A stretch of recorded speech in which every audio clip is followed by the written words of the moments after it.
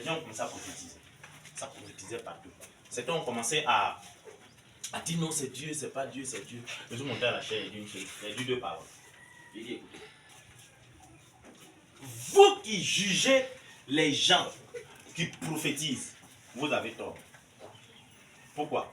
La Bible dit ne jugez personne, ne rejetez pas les prophéties, mais examinez-les selon la parole de Dieu pour voir si elle vient de Dieu.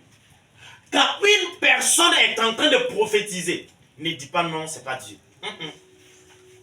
Si tu as même écrit ce que la personne prophétise, pas dans la parole. Regarde si c'est de Dieu.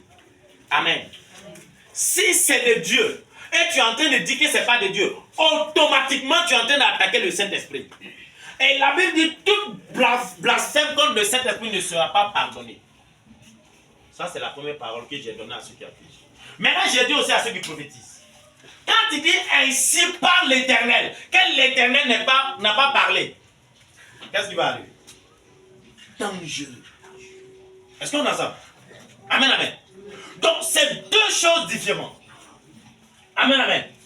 Dans le domaine de la prophétie, quand quelqu'un est en train de prophétiser, soit calme. Amen, amen. Est-ce que vous comprenez? Bien aimé. Donc, si tu es quelqu'un, il y a des gens comme ça, partout, hein, que ce soit à l'église, que ce soit au marché, que ce soit dans le lieu de travail, ils jugent tout. Non, ça là, c'est pas de Dieu. Non, ça là, c'est pas de Dieu. Non, pourtant, la personne est remplie de l'orgueil. Amen. Non, c'est pas de Dieu. Tu combats tout. Pourtant, la Bible dit, ne parle pas trop. Observe beaucoup. Parle peu. Voici comment un sage réagit. La personne parle peu. Est-ce qu'on a ça? Alléluia. C'est différent de voir une personne qui est sage. Parler seulement. Prends son temps. Non, non, non, non, non. Même quand vous êtes à la réunion, vous allez voir, la personne parle difficilement, tardement. Amen. La personne calcule, réfléchit avant de parler.